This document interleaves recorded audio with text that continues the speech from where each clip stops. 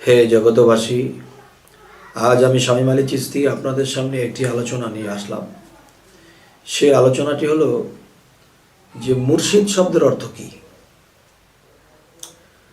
মানুষ যে এই পৃথিবীতে যখন মুর্শিদ ধরে, এবং আল্লাহও কিন্তু বলেছেন কোরআনে যে মুর্শিদ ধরতে হবে। যারা মুর্শিদ ধরে নাই, যারা মুর্শিদ পাইল না, বুঝতে হবে তারা সুপথে নেই। এই কথা সূরা কাহফের 17 নম্বর আয়াতের শেষের দিকে বলা হয়েছে।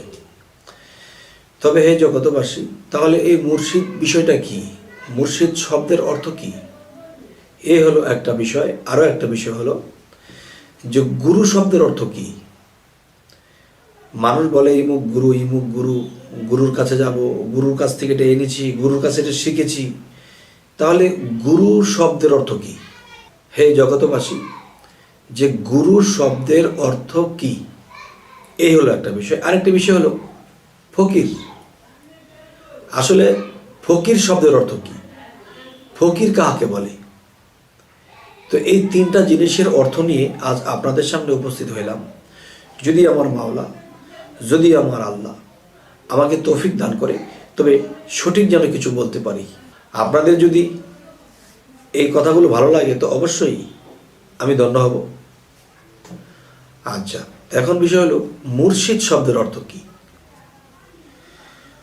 মুর্শিদ শব্দের অর্থ গেলে এখানে বহু বচনে যাওয়া যায়, কিন্তু বহু বচনে যাওয়ার সময়টুকু কম। আমি 2-1 বচনে শেষ করব। মুর্শিদ যদি আমরা লিখতে যাই, তাহলে প্রথম ম আসে বা মিম আসে, এবং যদি আমরা যাই যে মুর্শিদ লিখতে শেষের অক্ষরটাও কিন্তু দাল অক্ষর, তেমনি ঘুরে ফিরে সেই মোহাম্মদ। যেমন একটি কথা বলা হয় যে তাওহীদেরই মুর্শিদ আমার মোহাম্মদের নাম। তাওহীদেরই মুর্শিদ আমার মোহাম্মদের নাম, কিন্তু 2 রকম নাম, কিন্তু কাজের বেলায় একই কাম।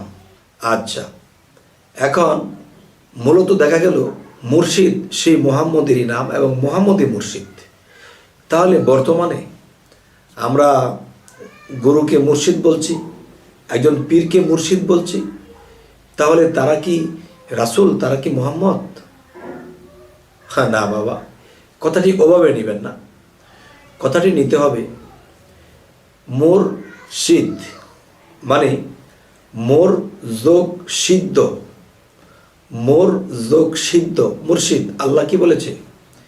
যে নিজেকে পবিত্র করলো সেই সফল কাম, আর যে সফল কাম হলো তার মধ্যে রাসূল রূপে আল্লাহ এসে তার ভক্তের হৃদয়ে বসত করলো। তখন সেই রাসূল যখন মিশে গেল, তখন আল্লাহ কোথায় থাকবে? তখন রাসূলের সাথে তো আল্লাহ মিশে আছে। তখন 2 মিলে একাকার, যেরকম ঠিক 3 মিলে একাকার। তখন কি হলো?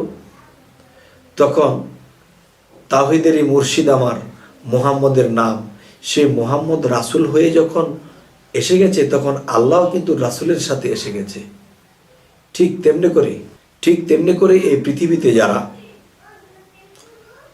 যে মুর্শিদ যে বিষয়টা যদি বুঝতে পারে যে মোর যোগ সিদ্ধ মুর্শিদ মানে যার কর্ম, আমল, দেহ, আত্মা সমস্ত কিছু সিদ্ধ করেছে। সিদ্ধ বলতে কি? পবিত্র করেছে। তখনই পীর, মুর্শিদ, খোদা 3 মিলে এক, না করিও জুদা, এক সুতায় বাঁধা। আবার 2 মিললেই একাকার। তাহলে তখন মুর্শিদ, রাসূল আর আল্লাহ 3 মিলিয়ে একাকার। এখন দেখা যায় আমি কি করলাম যে একটা লাল রং, একটা সবুজ রং, একটা কালো রং বা একটা সাদা রং, এই 4টা রং আমি একাত্রে মিশ্রণ করেছি। মিশ্রণ করার পরে আরেকটা রং ধারণ করেছে।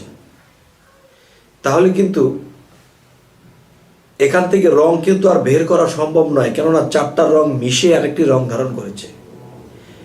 এরকম ভক্তের রূপ, এবং দেখা গেছে মুর্শিদ যিনি, তিনি আলাদা বিষয়। ভক্তের রূপ এবং পীরের রূপ, এই দুইটা রূপ যখন একাত্র করা হয় তখন এখান থেকে আরেকটা রূপ বের হয়।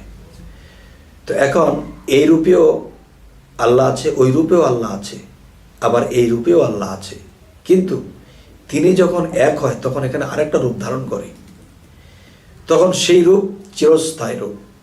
তবে মুর্শিদ যে নিজেকে পবিত্র করল, দুই মিললে একাকার হলো, তখনই তিনি মুর্শিদ হলো। এ হলো মুর্শিদের সাবজেক্ট। এবার আসে গুরু কি। গুরু যে বিষয়টা, যেমন গুর রুহ, গুর অর্থ অন্ধকার, রুহ অর্থ আলো। তো এখন একজন গুরু মাটির দেহ নিয়ে, আর মুর্শিদ যিনি তিনি মাটির দেহের বাহিরে আছে এবং মাটির দেহেতেও আছে, দুই জায়গাতে। কিন্তু গুরু শুধু দেহ নিয়ে। যখন মৃত্যুবরণ করবে তখন তাকে আর গুরু বলা যাবে না।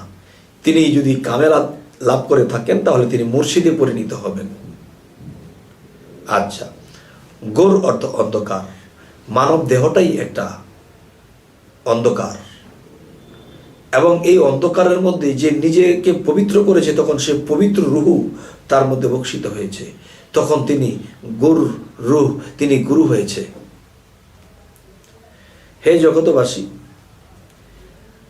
লম্বা করে বলতে গেলে সময়ের দরকার। তো জানি এই পৃথিবীর মানুষ এখন জ্ঞানীর সংখ্যাই বেশি। আমার এই শর্ট কথায় অবশ্যই বুঝে নিতে আপনারা সক্ষম। তবে যদি আরও দীর্ঘ করে বললে ভালো হয় তাহলে আমাকে কমেন্টে জানাবেন।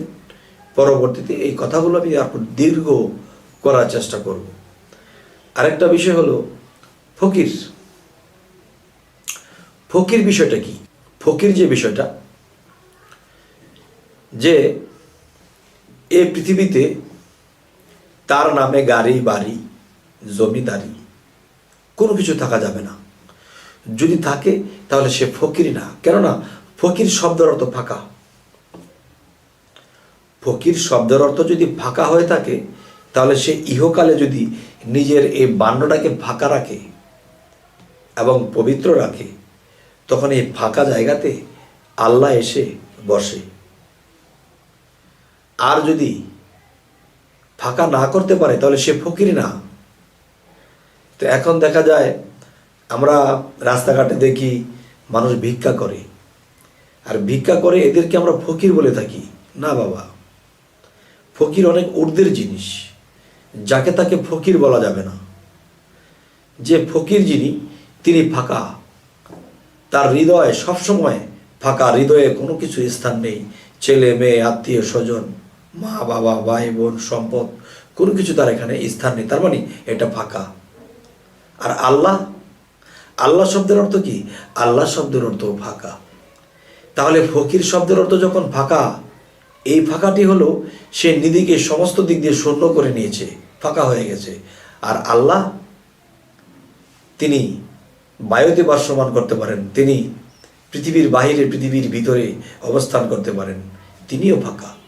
তখন সেই মহান আল্লাহ যিনি তিনি ফাঁকা, এই ফকিরের ফাঁকার মধ্যে এসে মিশে। যখন ফকিরের ফাঁকার মধ্যে এসে মিশে যায় তখন দুই মিললে একাকার হয়ে যায়। তখন কি হয়? এই ফকির সাধারণ কোনো মানুষ থাকে না, তখন তিনির সাথে যদি আল্লাহ বিলীন হয়ে যায় তার মধ্যে পার্থক্য থাকে না। যেমন কোরআনে কিছু জায়গায় আল্লাহ বলেছেন, তোমরা আমার রাসূল হইতে আমাকে কখনো পার্থক্য করিও না। রাসূলের হাত পা চোখ নাক কান বাক্য সমস্ত কিছু আমার। রাসূল আমার রাসূল, রাসূলের আমি আমার রাসূল। তাহলে দুই মিললে একাকার। হে জগতবাসী, জানি না আজকের আলোচনা আপনাদের কেমন লাগলো। তবে যদি আপনাদের কাছে ভালো লাগে এই আলোচনাগুলো তো অবশ্যই সাবস্ক্রাইব করুন। পরবর্তীতে আমাদের ভিডিওগুলো আপনাদের কাছে পৌঁছে যাবে। তবে আজ এই বলেই রাখবো, সকলেই ভালো থাকবেন। আল্লাহ হাফিজ।